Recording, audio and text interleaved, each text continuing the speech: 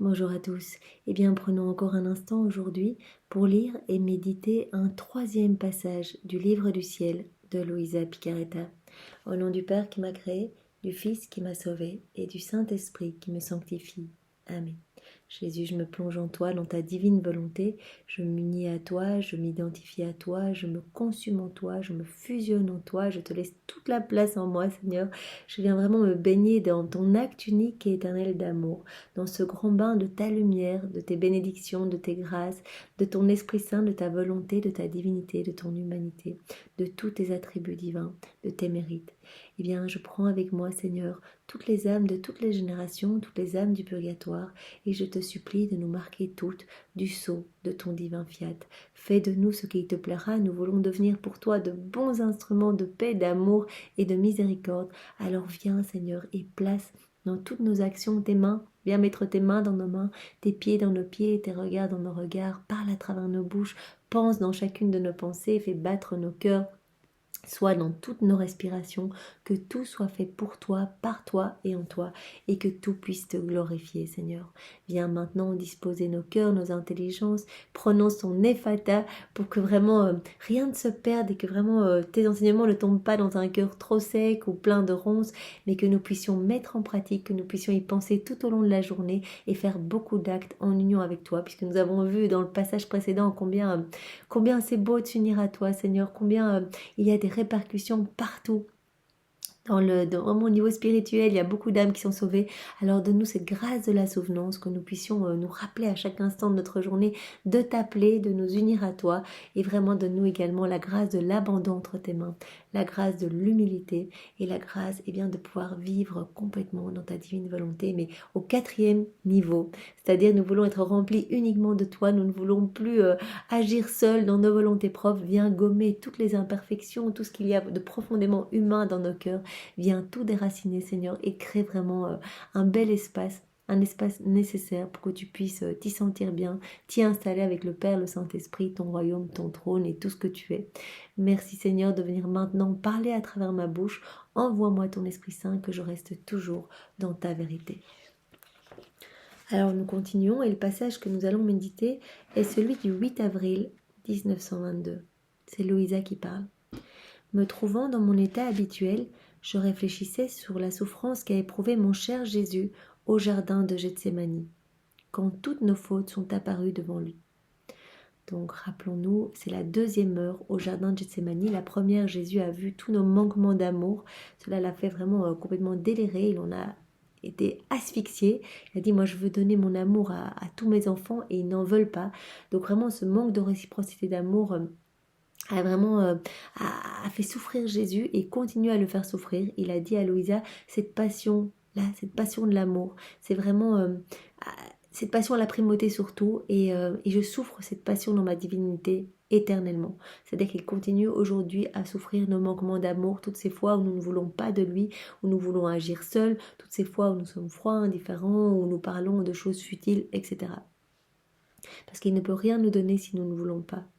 Alors la 2e heure d'agonie au jardin de Gethsémani, bien Jésus a vu ses apôtres endormis et donc vraiment il a souffert de cet abandon et il a porté tous nos péchés lors de cette 2e heure. Il a vu vraiment tous nos péchés se présenter devant lui, il a tout pris sur lui, cela l'a vraiment écrasé, il s'est fait menteur, voleur, vraiment rempli de tous nos vices, de toutes nos iniquités, il a tout porté et vraiment il a tout refait. En fait, Louisa a pu rentrer dans le corps de Jésus et elle a pu voir ce qui se passait à l'intérieur et elle a vu que toutes nos actions dissociées de la divine volonté, nos regards déconnectés, nos pas qui ne marchent pas vers le ciel, etc. Tout ce qui est déconnecté, Jésus l'a pris, l'a refait dans sa divine volonté au prix de 1000 souffrances, comme autant de clous de feu, d'épines de feu dans sa tête pour nos mauvaises pensées, d'épines dans ses yeux, de fiel de vinaigre dans sa bouche. Donc vraiment il était complètement lacéré, il a souffert vraiment toutes nos fautes et il s'est présenté comme ça devant son père en disant, mais ne regarde pas les hommes leur misère, leurs fautes, etc. mais regarde-moi qui accepte de tout souffrir. Là je suis vraiment en état d'agonie au point tel que j'en transpire du sang. Donc vraiment je te fais réparation et je paye toute cette dette de gloire, cette dette d'amour que les hommes ne te donnent pas. Et donc Louisa est en train de méditer sur cette deuxième heure d'agonie de Jésus au Jardin des Oliviers. Voilà, quand toutes nos fautes sont apparues devant lui. Grandement affligé, Jésus me dit dans mon intérieur, « Ma fille, ma peine était immense et incompréhensible pour un esprit créé. » Donc vraiment, on ne pourrait pas s'imaginer tout ce que Jésus a souffert lors de cette deuxième heure d'agonie.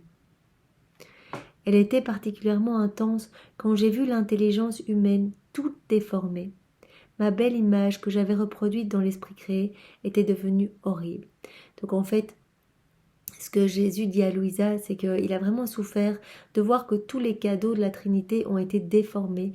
On l'avait vu dans un autre passage, le Père a vraiment donné au moment où l'homme a été créé, au sortir de ses mains, il lui a donné une volonté humaine, pour que sa volonté soit infusée de la divine volonté. Et que vraiment il y ait toujours cette connexion et qu'il puisse être vraiment rempli de la gloire, du ciel. La gloire de la Trinité. Jésus, lui, il a donné sa sagesse. Donc, on a reçu une intelligence pour recevoir toute la sagesse divine. Et la Trinité nous a donné, le Saint-Esprit nous a donné son amour, vraiment à travers notre mémoire, pour que nous puissions nous rappeler de tout cet amour partout autour de nous dans la création. Et Jésus a été affligé vraiment de voir que tous ces cadeaux que la Trinité nous avait vraiment donné à travers notre volonté, notre mémoire, notre intelligence, et bien tout cela avait été vraiment saccagé par l'homme, par sa volonté propre. Il a tout détruit et il s'est vraiment détourné complètement au point de se remplir de toutes sortes de péchés, de noirceurs, de ténèbres. Et c'est ça, quand il a vu tous nos péchés, en fait, il a été triste de voir combien tout ce que l'homme avait reçu, a vraiment été saccagé, en fait. Nous avions donné à l'homme une volonté, une intelligence et une mémoire. Voilà. La gloire de mon Père céleste s'irradiait à partir de la volonté humaine. Donc ce que j'ai dit, c'est que le Père a donné à l'homme, à chacun de nous, une volonté libre, mais vraiment connectée à la divine volonté, unie à la divine volonté. Il l'avait revêtu de son pouvoir, de sa sainteté et de sa noblesse. Il avait laissé des avenues ouvertes entre lui-même et la volonté humaine. Donc il y avait vraiment ces canaux de lumière pour que vraiment l'homme soit continuellement rempli de la divine volonté, que sa volonté humaine soit vraiment tout le temps connectée à la divine volonté. Voilà, pour qu'il puisse s'enrichir des trésors de la divinité. Entre la volonté humaine et la divine volonté, il n'y avait aucun départage entre mes choses et tes choses. Donc tout appartenait à l'homme en fait, parce que voilà, dans la divine volonté, il y a tout. Donc l'homme pouvait vraiment prendre ce qu'il voulait en fait. Tout était gardé en commun, dans un accord mutuel. La volonté humaine était à l'image de la nôtre, semblable à notre essence, un reflet de nous-mêmes. Ainsi notre vie était destinée à être la vie de l'homme. Mon Père lui avait donné une volonté libre et indépendante, à l'instar de la sienne.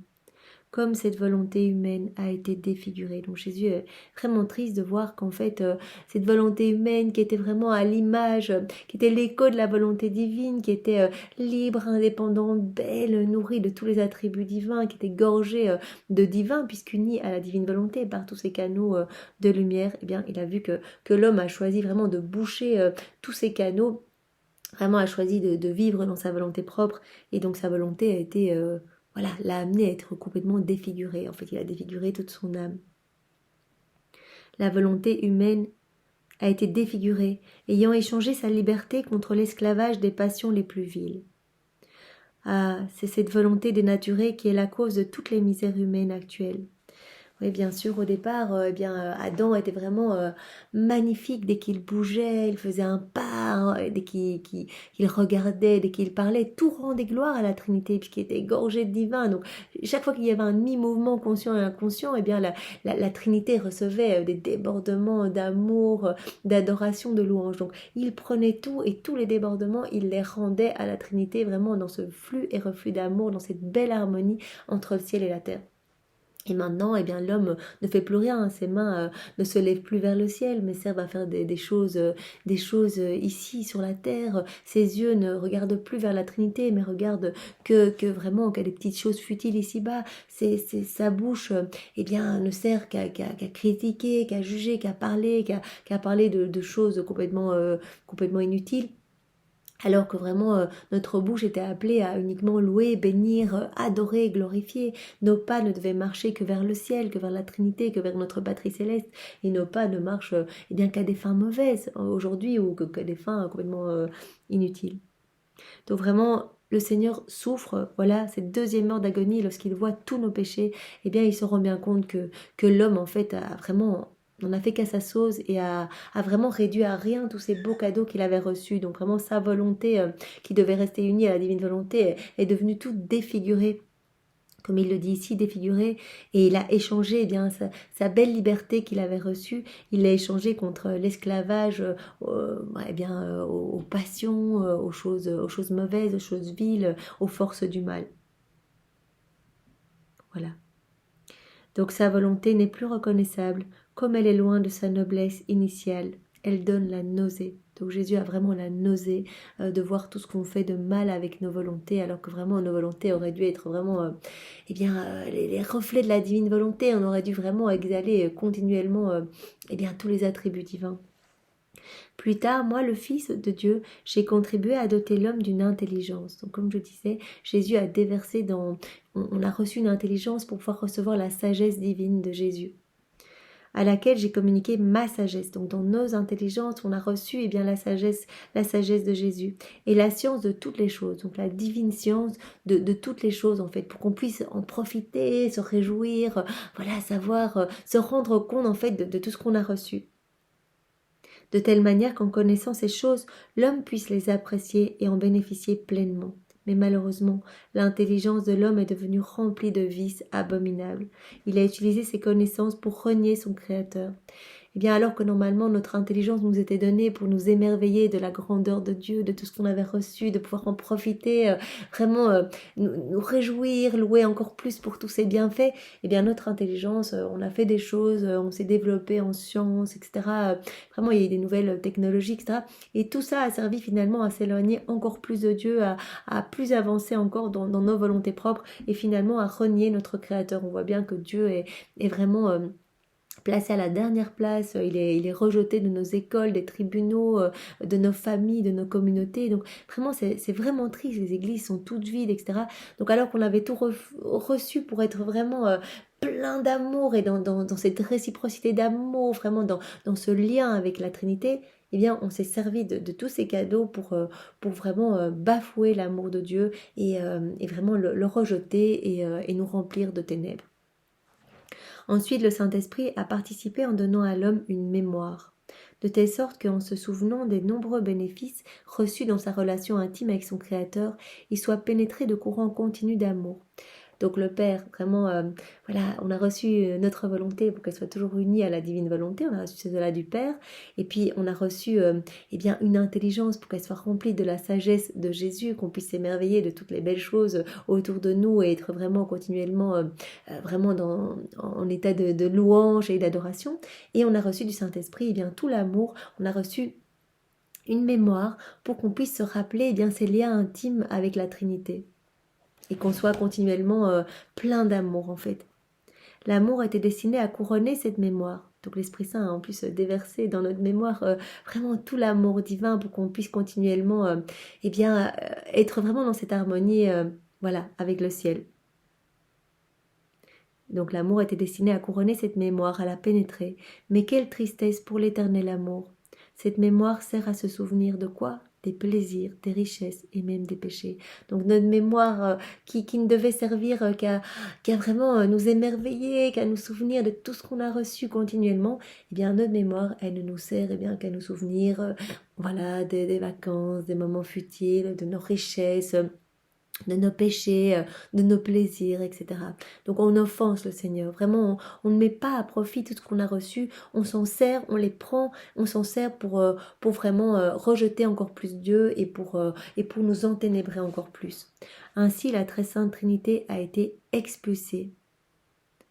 des bienfaits même qu'elle a accordés aux créatures. Ma peine en voyant ainsi déformer ces trois capacités données à l'homme est indescriptible. Nous avions établi notre trône en l'homme, et lui, il nous a expulsés. Eh bien, c'est pour cela que Jésus veut tout nous redonner. En fait, il veut nous ramener à cette place à laquelle nous étions lorsque nous sommes sortis des mains du Créateur. Quand nous nous unissons à Jésus dans sa divine volonté, il vient s'installer avec le Père, le Saint-Esprit. Vraiment, il nettoie en fait ces canaux. En fait, quand on agit en union avec Jésus, c'est comme si ces canaux qui unissaient notre volonté à la divine volonté et qu'on avait obstrué avec nos volontés propres, eh bien tout cela est à nouveau dégagé. On peut à nouveau se remplir eh bien de la lumière divine, de la lumière de la Trinité. Notre mémoire eh bien va à nouveau se gorger d'amour. On va se rappeler tout ce que Jésus a fait pour nous en lisant les écrits du ciel, en nous immergeant en Jésus, en continuellement s'unissant à lui dans toutes nos actions du quotidien. Et notre intelligence eh bien, va vraiment être tournée vers toutes les belles choses de la création pour nous émerveiller eh bien, de tout l'amour que le Père, que Jésus et le Saint-Esprit eh bien, ont déposé pour nous. Vraiment, tout est fait pour nous. Ils n'avaient pas besoin de cette belle création. C'est vraiment un cadeau qu'ils nous ont fait. Alors vraiment que notre volonté, que notre mémoire et notre intelligence servent uniquement à glorifier la Trinité. Vraiment, Seigneur, nous te le demandons, fais de nous vraiment de bons instruments, égorge-nous de ton amour pour que nous puissions devenir eh bien, des petites torches vivantes ici-bas et que nous puissions te ramener beaucoup de tes enfants, que beaucoup eh bien, des hommes puissent s'émerveiller de ta grandeur, de ta lumière et puissent vraiment s'unir à toi tout le temps. Merci Seigneur, avec tes propres remerciements. Au nom du Père et du Fils et du Saint-Esprit. Amen. Eh bien, soyez tous bénis, passez une belle après-midi dans la divine volonté de Jésus. Au revoir.